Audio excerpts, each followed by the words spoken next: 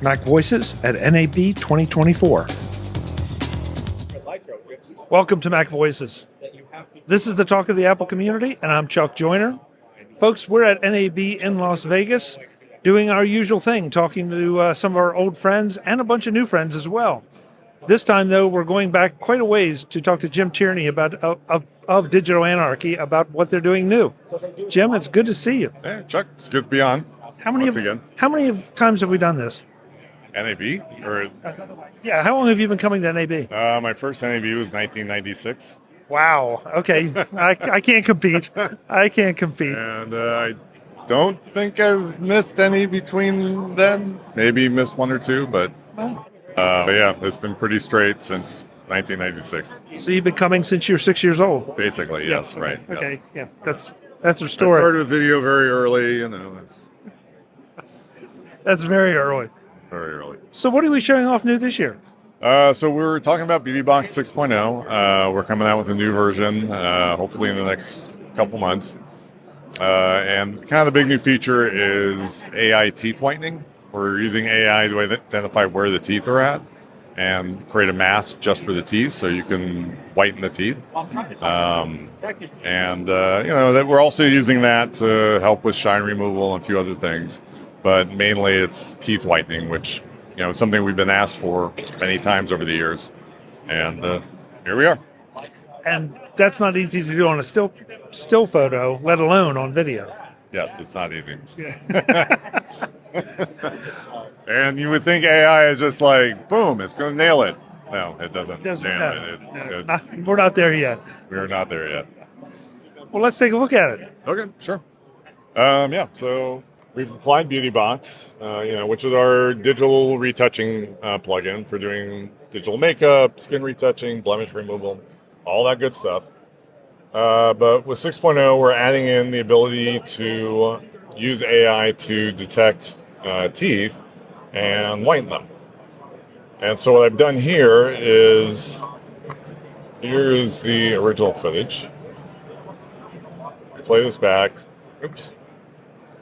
Let me loop this. So we have a gal drinking coffee, and her teeth are fine, but they could be a little bit whiter. And so by using BeautyBox, that allows us to do that. So we've now brightened up her teeth. And they're just a little bit whiter than they were previously. I can turn this off again. You can see the original BeautyBox. And how that worked is behind the scenes, we're using face detection to identify where her face is. We're using AI-based face parsing to figure out where her features are, like her mouth and her eyes and whatever. And within the mouth, we now, we know where the mouth is, so we can then identify teeth. And that's what's allowing us to create that automatic mask, which then allows you to go in here, set the amount of whitening, the brightness, and a bunch of other controls like feathering the mouth area so that to get rid of aliased edges, which doesn't always happen, but it can be a problem. So you can feather the mouth. You can enlarge the selection area. So just lots of tools for being able to select teeth in your footage and make them a little bit whiter. And I'll be doing Colgate commercials anytime now. So it's impressive, especially the idea that it's not a one-size-fits-all. Yeah. That you can increase the amount of whitening, or so it becomes borderline unnatural if you wanted to. Oh well, I mean that's the case with BeautyBox generally. I mean you can push it so far that people look like Barbie, but that's not really how people are generally using it. More often than not, the way BeautyBox get used is really to take the edge off of what video adds to our complexions. Because, out in the real world, we're not usually under video lights. People aren't staring at us on an 80-inch TV screen. That's not realistic. And so really what BeautyBox is really a layer of digital makeup to kind of take that edge off. And, that's why everybody wears makeup on TV. My favorite quote is one of the SportsCenter anchors on ESPN, opens the show. It's like, men wearing makeup, talking about sports. And that's TV, right? Yeah. Everybody on TV is wearing makeup, and there's a reason for that. And video is not generally flattering. And so beauty box is meant to make it a little bit more flattering.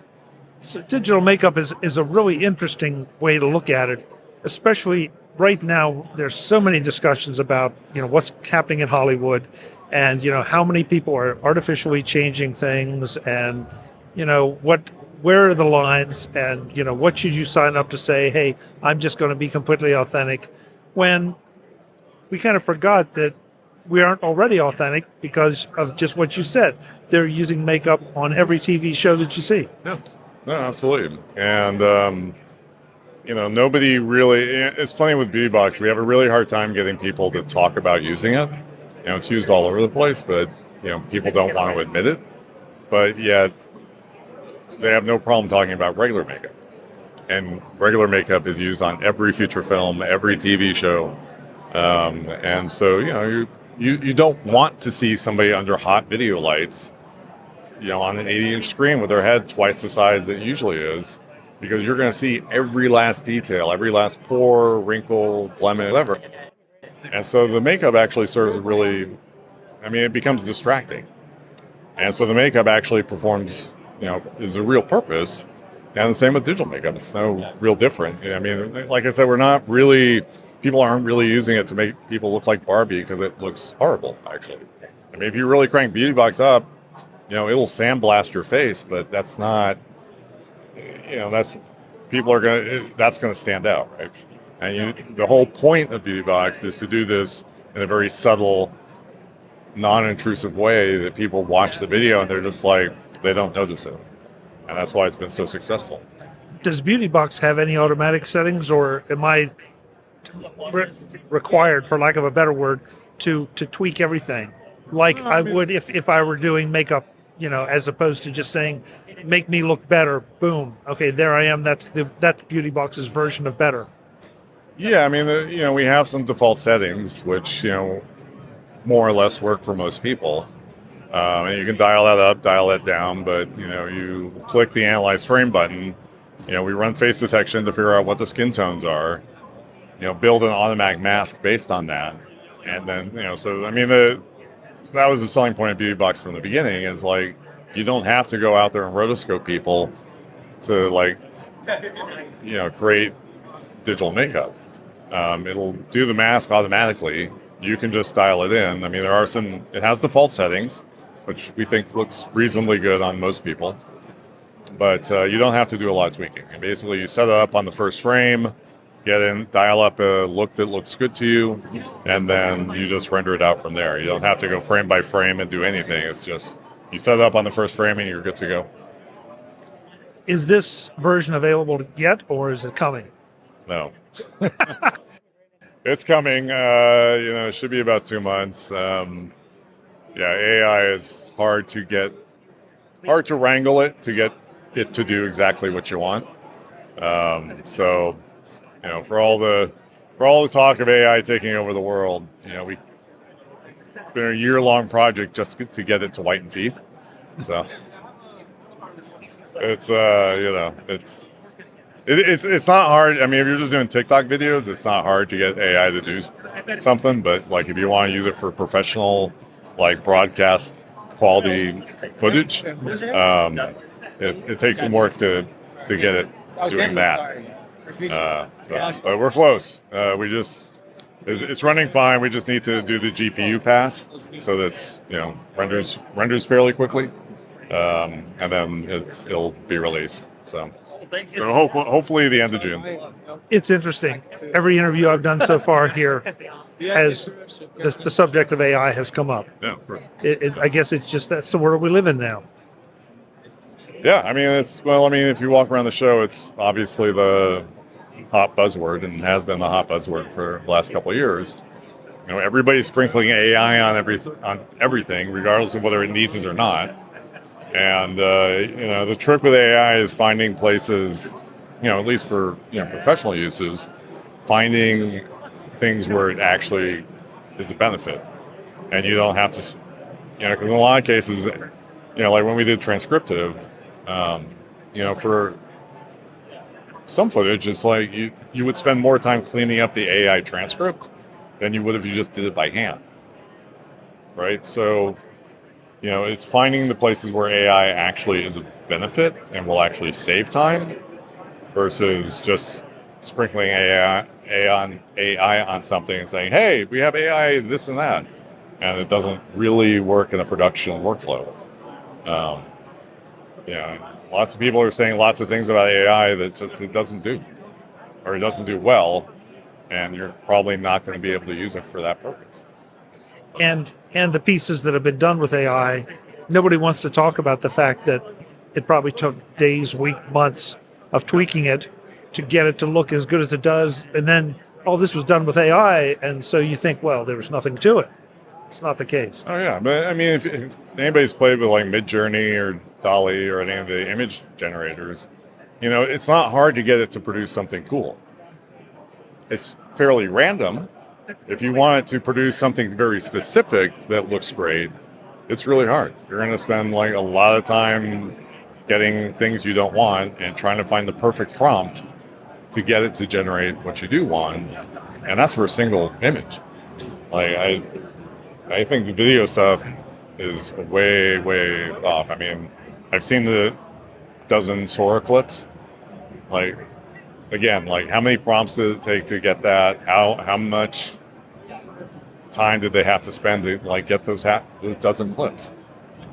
And we'll see once they release it, but I think for the most part, it's a very long ways off before it's really going to be useful for something other than TikTok videos. If you want TikTok videos, you are there. I mean, it will generate TikTok videos for you all day long, I think. But well, and a point that I heard made the other day that I really hadn't thought about, made perfect sense, is that I tell it I want to, have a picture of a girl drinking coffee.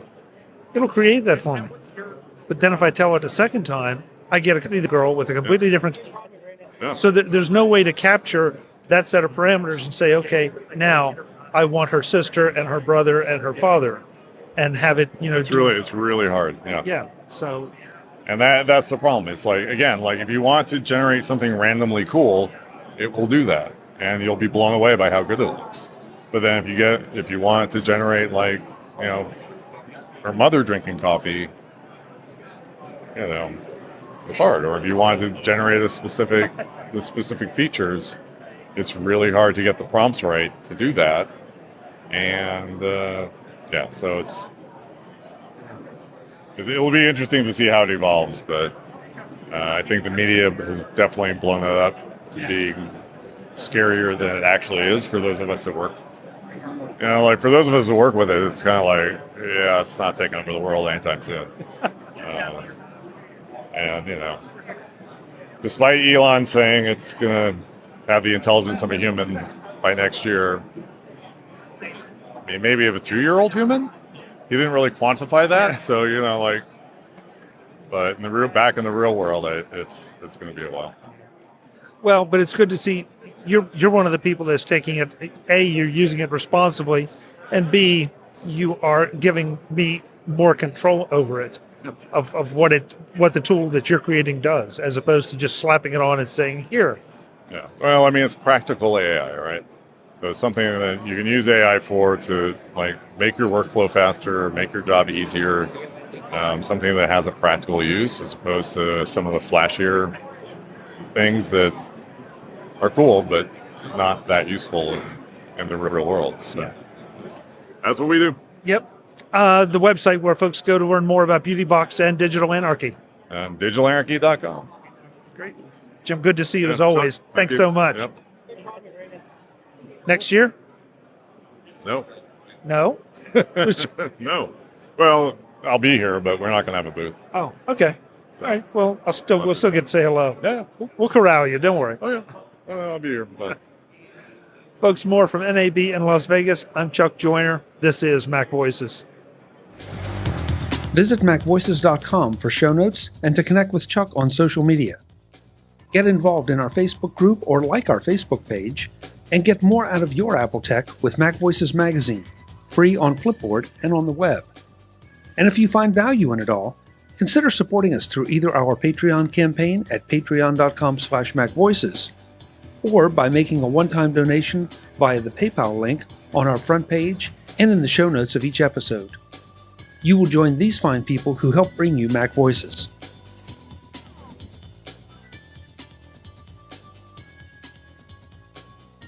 Advertising handled by Backbeat Media at backbeatmedia.com.